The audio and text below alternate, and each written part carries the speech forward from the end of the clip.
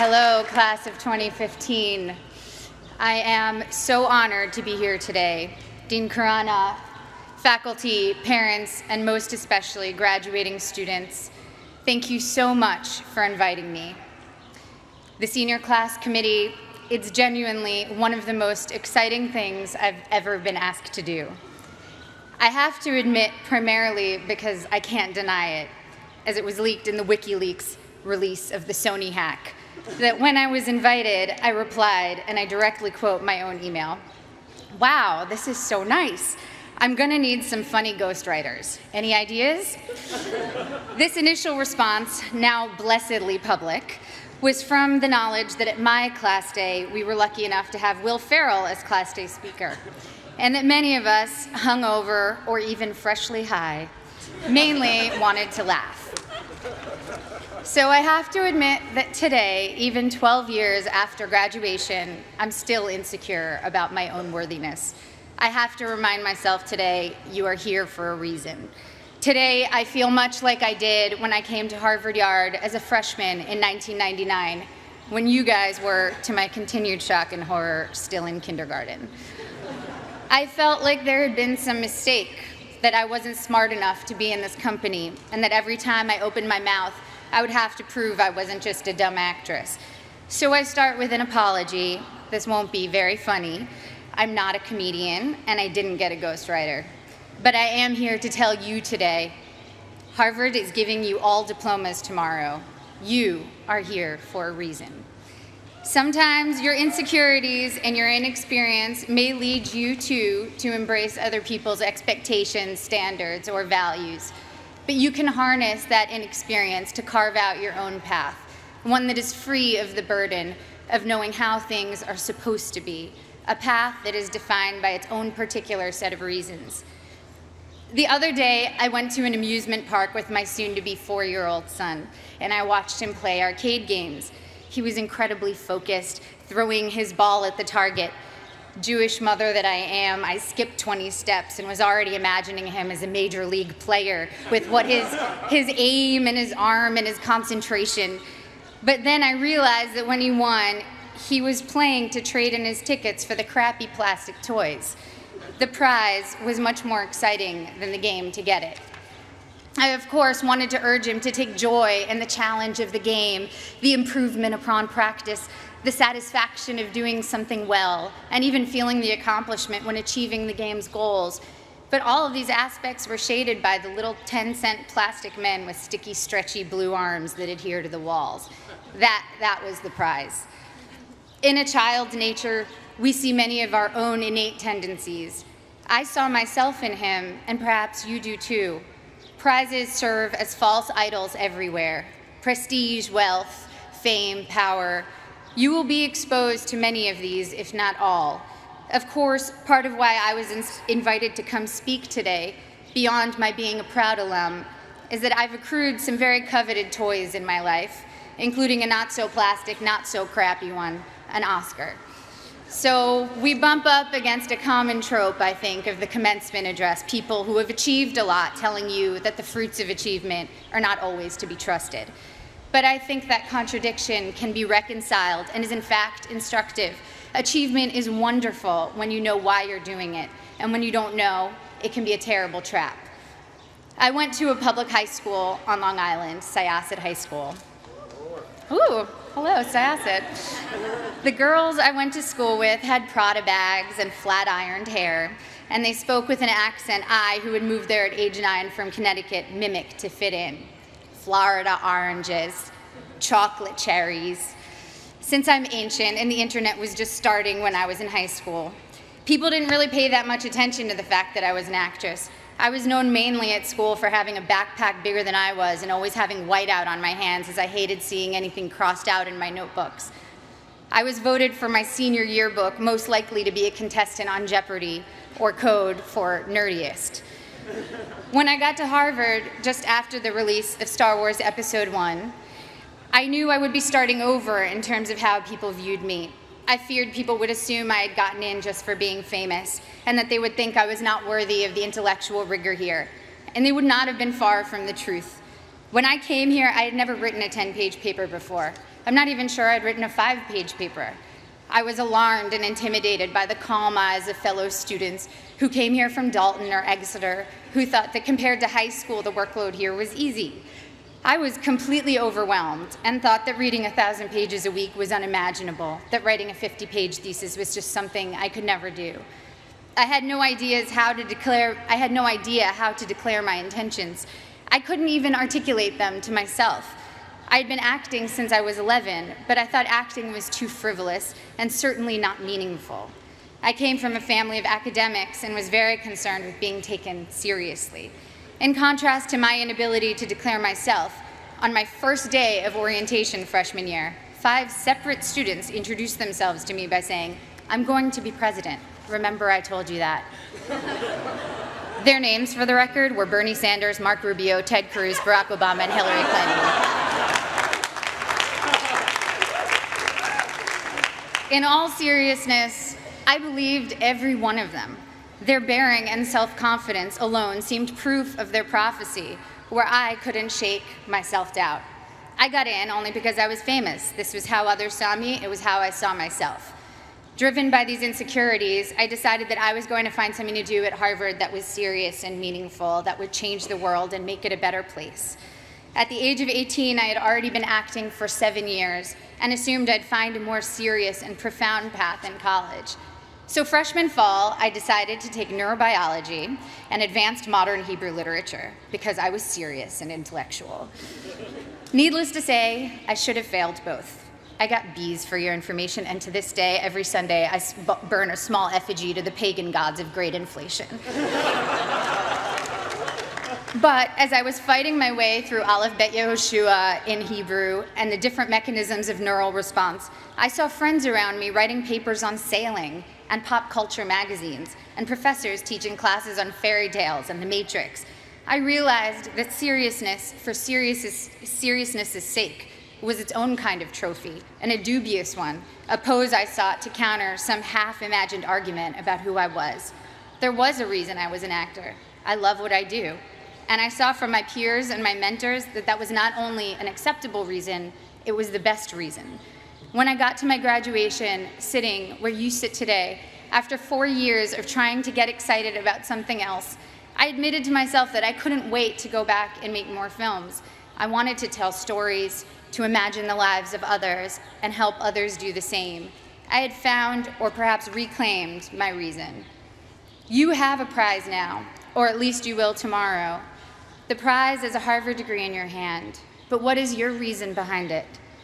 My Harvard degree represents for me the curiosity and invention that were encouraged here, the friendships I've sustained, the way Professor Graham told me not to describe the way light hit a flower, but rather the shadow that the flower cast, the way Professor Scarry talked about theater as a transformative religious force, how Professor Coslin showed how much of our visual cortex is activated just by imagining. Now granted, these things don't necessarily help me answer the most common questions I'm asked.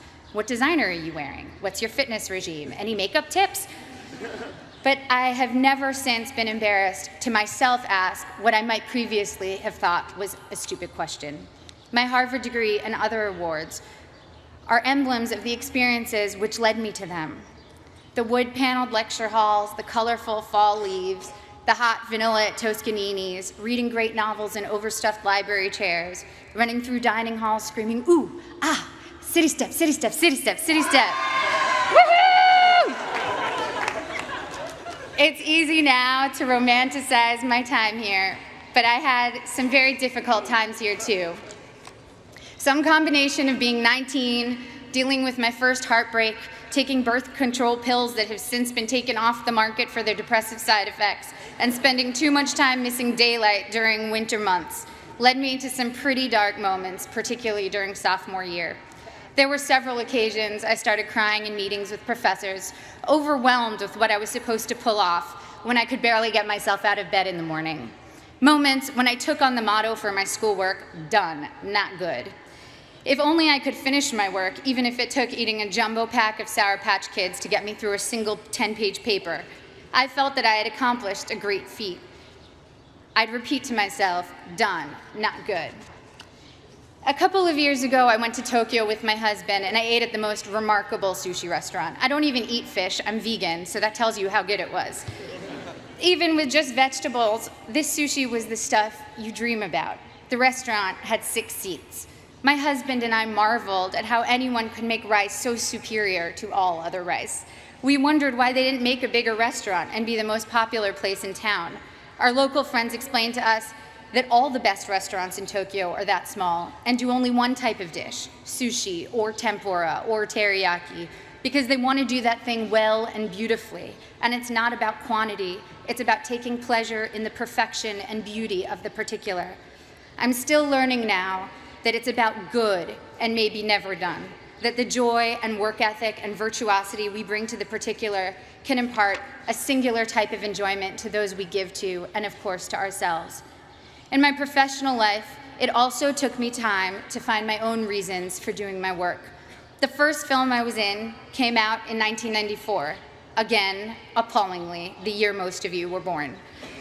I was 13 years old upon the film's release, and I can still quote what the New York Times said about me verbatim. Ms. Portman poses better than she acts. The film had a universally tepid critical response and went on to bomb commercially. That film was called The Professional, or Leon, in Europe. And today, 20 years and 35 films later, it is still the film people approach me about the most to tell me how much they loved it, how much it moved them, how it's their favorite movie. I feel lucky that my first experience releasing a film was initially such a disaster by all standard measures. I learned early that my meaning had to be from the experience of making the film and the possibility of connecting with individuals rather than the foremost trophies of my industry, financial and critical success. And also that those initial reactions could be false predictors of your work's ultimate legacy. I started choosing only jobs I was passionate about and from which I knew I could glean meaningful experiences. This thoroughly confused everyone around me, agents, producers, and audiences alike. I made Goya's Ghosts, a foreign independent film, and studied art history, visiting the Prado every day for 4 months as I read about Goya and the Spanish Inquisition. I made V for Vendetta, a studio action movie for which I learned everything I could about freedom fighters who in other eyes might be called terrorists, from Menachem Begin to the Weather Underground. I made Your Highness, a pothead comedy with Danny McBride, and laughed for 3 months straight. I was able to own my meaning and not have it be determined by box office receipts or prestige. By the time I got to making Black Swan, the experience was entirely my own. I felt immune to the worst things anyone could say or write about me, and to whether an audience felt like going to see my movie or not. It was instructive for me to see that for ballet dancers, once your technique gets to a certain level, the only thing that separates you from others is your quirks, or even flaws. One ballerina was famous for how she turned slightly off balance. You can never be the best technically. Someone will always have a higher jump or a more beautiful line. The only thing you can be the best at is developing your own self. Authoring your own experience was very much what Black Swan itself was about. I worked with Darren Aronofsky, the film's director, to change my last line in the movie to, "It was perfect," because my character Nina is only artistically successful when she finds perfection and pleasure for herself, not when she's trying to be perfect in the eyes of others. So when Black Swan was successful financially and I began receiving accolades, I felt honored and grateful to have connected with people. But the true core of my meaning I had already established, and I needed it to be independent of people's reactions to me. People told me that Black Swan was an artistic risk, a scary challenge to try to portray a professional ballet dancer. But it didn't feel like courage or daring that drew me to it. I was so oblivious to my own limits that I did things I was woefully unprepared to do. And so the very inexperience that in college had made me feel insecure and made me want to play by others' rules now was making me actually take risks I didn't even realize were risks. When Darren asked me if I could do ballet, I told him that I was basically a ballerina, which, by the way, I wholeheartedly believed. When it quickly became clear in preparing for the film that I was maybe 15 years away from being a ballerina, it made me work 1,000,000 times harder, and of course, the magic of cinema and body doubles helped the final effect. But the point is, if I had known my own limitations, I never would have taken the risk. And the risk led to one of my greatest artistic and personal experiences, in that I not only felt completely free, I also met my husband during filming. Similarly, I just directed my first film, A Tale of Love and Darkness, and was quite blind to the challenges ahead of me. The film is a period film, completely in Hebrew, in which I also act, with an 8-year-old child as a co-star. All of these are challenges I should have been terrified of, as I was completely unprepared for them. But my complete ignorance as to my own limitations looked like confidence and got me into the director's chair. Once there, I had to figure it all out, and my belief that I could handle these things, contrary to all evidence of my ability to do so, was half the battle. The other half was very hard work. The experience was the deepest and most meaningful one of my career. Now, clearly, I'm not urging you to go perform heart surgery without the knowledge to do so. Making movies, admittedly, has less drastic consequences than most professions and allows for a lot of effects that make up for mistakes. The thing I'm saying is, make use of the fact that you don't doubt yourself too much right now. As we get older, we get more realistic, and that includes about our own abilities or lack thereof. And that realism does us no favors. People always talk about diving into things you're afraid of. That never worked for me. If I'm afraid, I run away, and I would probably urge my child to do the same. Fear protects us in many ways. What has served me is diving into my own obliviousness, being more confident than I should be, which everyone tends to decry in American kids, and those of us who have been grade inflated and ego inflated. Well, it can be a good thing if it makes you try things you never might have tried. Your inexperience is an asset and will allow you to think in original, unconventional ways. Accept your lack of knowledge and use it as your asset. I know a famous violinist who told me that he can't compose because he knows too many pieces, so when he starts thinking of a note, an existing piece immediately comes to mind. Just starting out, one of your biggest strengths is not knowing how things are supposed to be. You can compose freely because your mind isn't cluttered with too many pieces, and you don't take for granted the way things are. The only way you know how to do things is your own way. You here will all go on to achieve great things. There is no doubt about that. Each time you set out to do something new, your inexperience can either lead you down a path where you will conform to someone else's values, or you can forge your own path, even if you don't realize that's what you're doing. If your reasons are your own, your path, even if it's a strange and clumsy path, will be wholly yours, and you will control the rewards of what you do by making your internal life fulfilling. At the risk of sounding like a Miss America contestant, the most fulfilling things I've experienced have truly been the human interactions. Spending time with women in village banks in Mexico with Finca, a microfinance organization, meeting young women who were the first and only in their communities to attend secondary school in rural Kenya with Free the Children, a group that builds sustainable schools in developing countries, trekking with guerrilla conservationists in Rwanda. It's a cliche because it's true, that helping others ends up helping you more than anyone. Getting out of your own concerns and caring about someone else's life for a while reminds you that you are not the center of the universe, and that in the ways we are generous or not, we can change the course of someone's life. Even at work, the small feats of kindness crew members, directors, fellow actors have shown me have had the most lasting impact. And of course, first and foremost, the center of my world is the love I share with my family and friends. I wish for you that your friends will be with you through it all, as my friends from Harvard have been together since we graduated. My friends from school are still very close.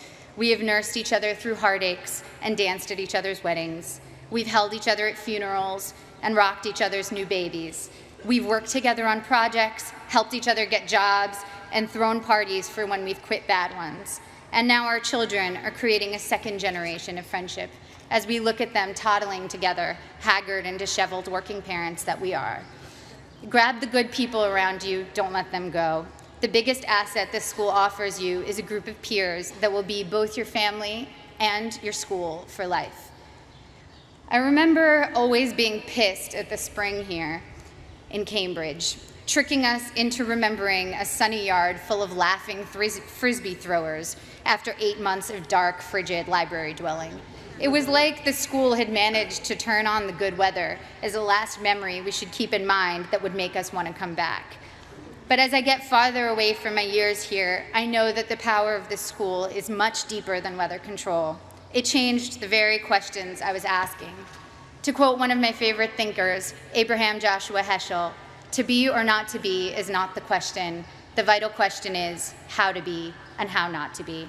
Thank you. I can't wait to see how you do all the beautiful things you will do.